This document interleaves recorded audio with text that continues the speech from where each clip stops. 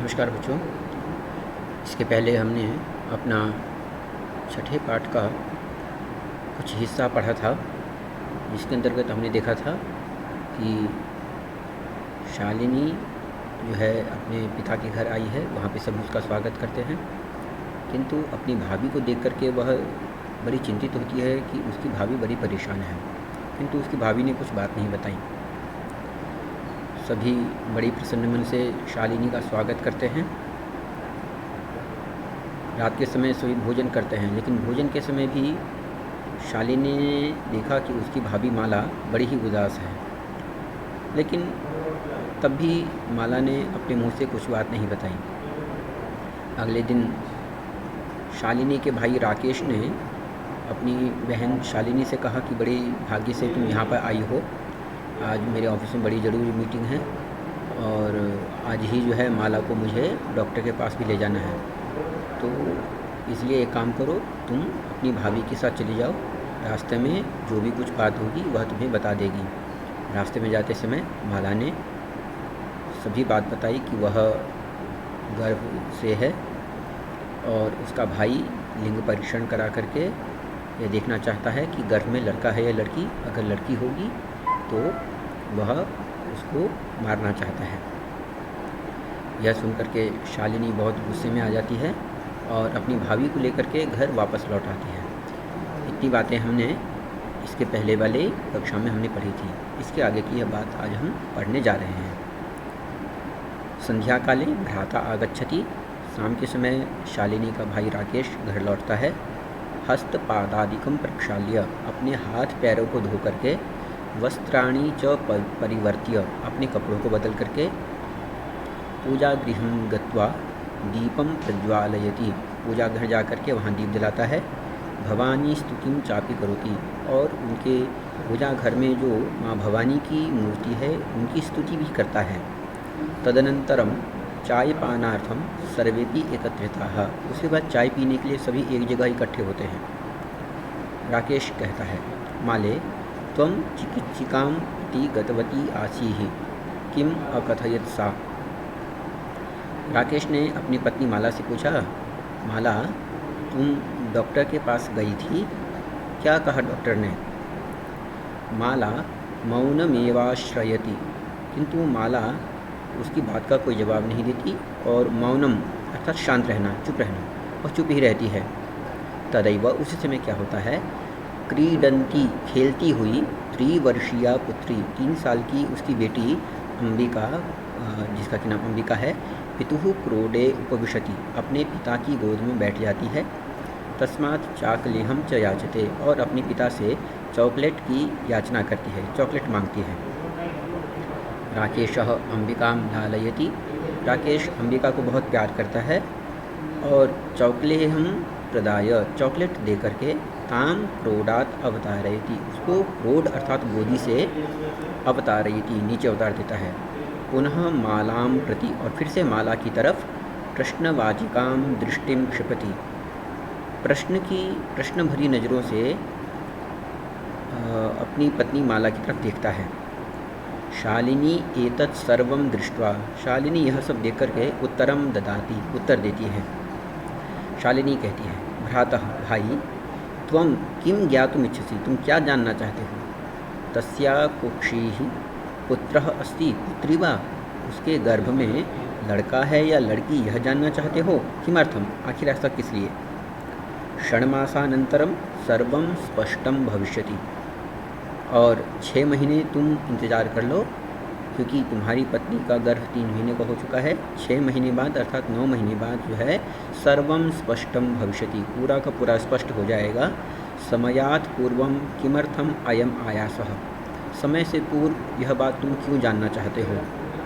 राकेश कहता है, भगिनी त्वं तु जानासि एव, तुम तो जानती ही हो, अस्माकं गृहे अंबिका पुत्री रूपेण अस्ति एव। अरे बहन, तुम तो जानती ही हो कि अस्माकं गृहे, हमारे घर में अंबिका के रूप में हमारी एक बेटी अस्ति एव, है ही। तो मैं इसलिए यह जानना चाहता था कि इसके गर्भ में लड़का है या लड़की, और इसलिए अब क्या है, एकस्य पुत्रस्य आवश्यकता अस्ति। और अब जो है लड़की है ही, तो एक अगर पुत्र हो जाए तो उससे बढ़िया रहेगा। अधुना एकस्य पुत्रस्य आवश्यकता अस्ति, और अब एक पुत्र की आवश्यकता है।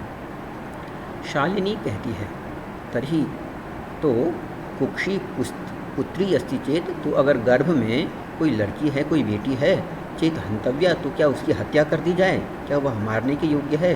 तीव्र स्वरेण, और वह और जोर से बोलती हुई कहती है, हत्यायाः पापम कर्तुम प्रवृत्तोसि तुम। हत्या रूपी जो पाप है वह करने के लिए तुम उद्यत हो, तुम प्रवृत्त हुए हो। राकेशः न हत्या तो न। राकेश कहता नहीं नहीं, यह हत्या तो नहीं है। शालिनी कहती है तर्हि किमस्ति, अगर यह हत्या नहीं तो क्या है? निर्घृणम कृत्यमिदम, यह तो बहुत ही घिनौना अपराध है, बहुत ही घिनौना कार्य है यह। सर्वतः विस्मृतवान अस्माकं जनकः कदापि पुत्री पुत्रमयः विभेदम न कृतवान। तुम भूल गए, विस्मृतवान अर्थात भूल गए, अस्माकं जनकः हमारे पिता, कदापि कभी भी, पुत्री पुत्रमयः विभेदम, यह बेटा है यह बेटी है, इस प्रकार से भेद न कृतवान, कभी नहीं किया हमारे पिता ने। सह सर्वदैव मनुस्मृतेः पंक्तिमिमाम् उद्धरति स्म, वह हमेशा ही, मनुस्मृति एक पुस्तक का नाम है, और उस पुस्तक में लिखी हुई जो पंक्ति है उस पंक्ति का उद्धरण दिया करते थे। क्या? आत्मा वै जायते पुत्रः पुत्रेण दुहिता समा, पुत्रेण दुहिता समा, कि पुत्र जो होता है वह साक्षात अपना ही स्वरूप होता है, पिता का ही स्वरूप होता है। और पुत्रेण दुहिता समान, दुहिता शब्द का अर्थ होता है बेटी, समा मतलब बराबर, और पुत्र के समान ही पुत्री भी होती है, ऐसा हमारे पिता हमेशा ही कहा करते थे। त्वमपि, और तुम भी, सायं प्रातः, सुबह शाम तो क्या करते हो? देवी स्तुतिम करोषि, माँ देवी की स्तुति करते हो। किमर्थम सृष्टेः उत्पादिन्याः शक्त्याः तिरस्कारम करोषि, आखिर इतना सब होने के बावजूद भी क्यों तुम सृष्टि की जो उत्पादिनी शक्ति है, सृष्टि को जो चलाने वाली शक्ति है, उसको जन्म देने वाली शक्ति है, उस शक्ति का तिरस्कार कर रहे हो। तव मनसि, तुम्हारे मन में, इयति कुत्सिता वृत्ति आगता, तुम्हारे मन में इस प्रकार की बुरी वृत्ति आई है। इदम चिंतयित्वेव, यह सोच करके ही, अहम कुंठितास्मि, मैं बहुत ही बेचैन हूँ, मैं बहुत परेशान हूँ कि तुम्हारे मन में इस प्रकार की बुरी वृत्ति भी आई है। तव शिक्षा वृथा, तुम्हारा पढ़ना लिखना पूरा बेकार है। राकेश ने जब अपनी बहन की यह बात सुनी तो वह कहता है, भगिनी, बहन, विरम विरम, रुको रुको, अहम स्वापराधम स्वीकरोमि, मैं अपना अपराध स्वीकार करता हूँ। लज्जितश्चास्मि, और बहुत ही लज्जित हूँ, बहुत ही अपने आप को अंदर लज्जा महसूस करता हूँ।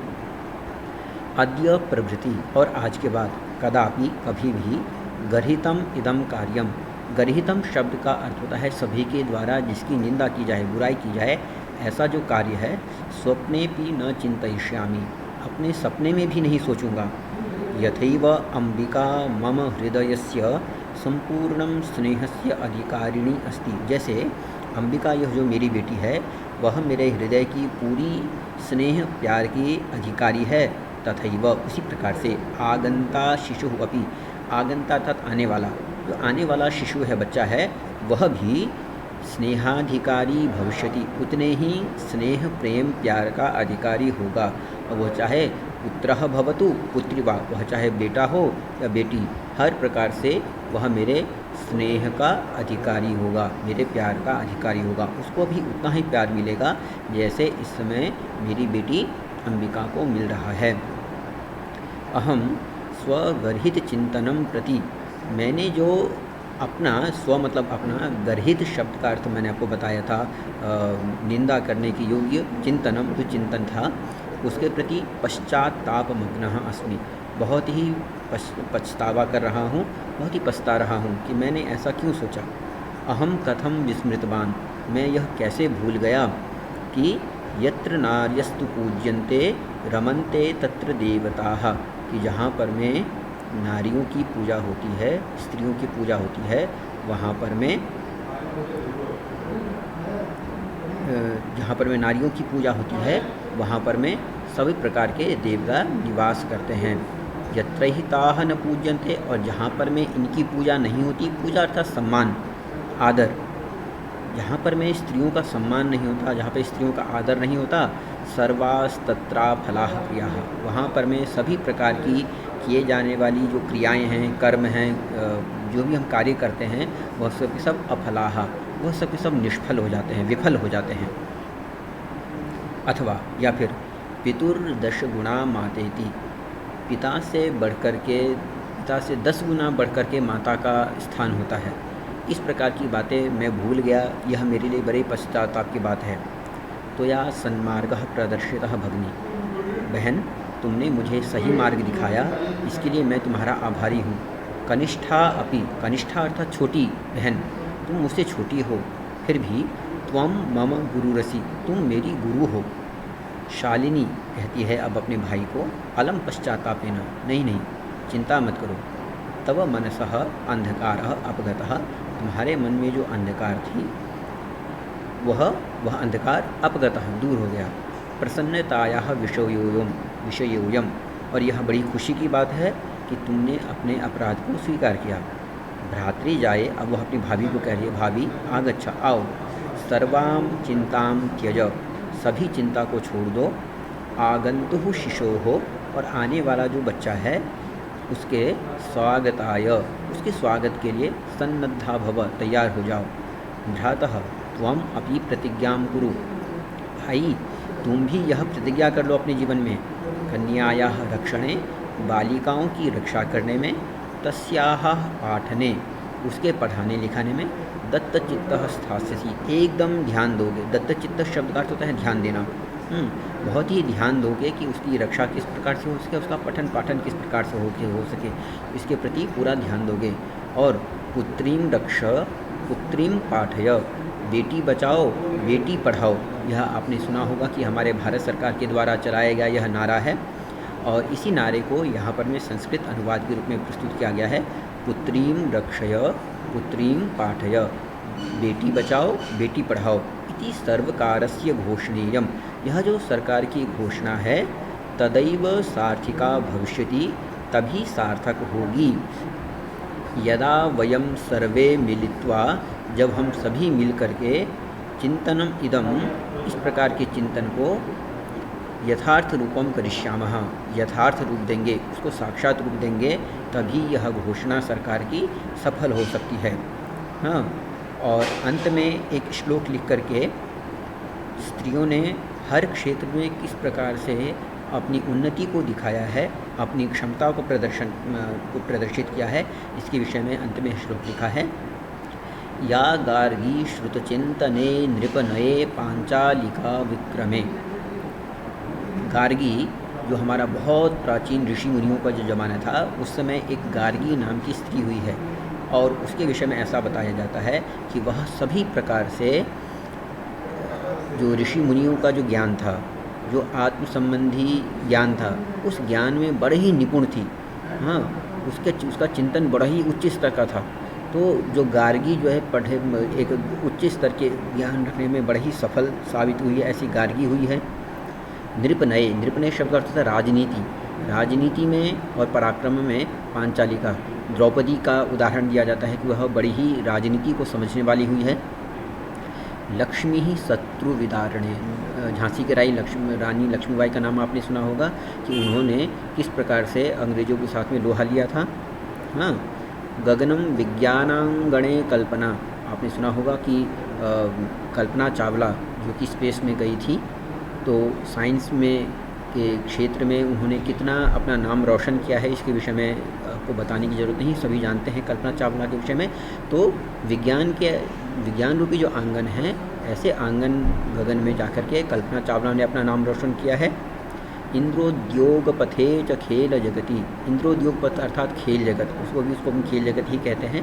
खेल जगत में ख्याताभितः साइना नेहवाल का नाम हम सभी जानते हैं कि बैडमिंटन की बड़े ही अच्छी खिलाड़ी हैं, और उन्होंने इस खेल में अपना नाम न केवल अपना नाम रोशन किया है, बल्कि भारत को आगे बढ़ाने में अपनी भूमिका निभाई है। तो इस प्रकार से जो हम, चाहे गार्गी हो, चाहे द्रौपदी हो, चाहे झांसी की रानी लक्ष्मीबाई हो, चाहे कल्पना चावला हो, साइना नेहवाल हो, इस प्रकार की स्त्रियों ने जो है भारत का नाम रोशन करके आगे बढ़ कर के अपनी क्षमता को प्रदर्शित किया है।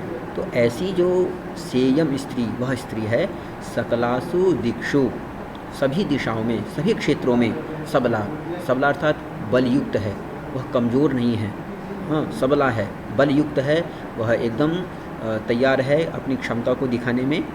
तो इस प्रकार से हमें क्या करना चाहिए, अगर वह इस प्रकार से है तो उसके मनोबल को हमें दबाना नहीं चाहिए, उसके उत्साह को और ज़्यादा बढ़ाने का हमें प्रयास करना चाहिए। वही लिखा है सर्वैहि सदोत्साह्यताम्, सभी मिलकर के उसके उत्साह को और बढ़ाएं, ताकि जो उसके अंदर क्षमता है वह क्षमता दुगुनी होकर के सबके सामने में आए।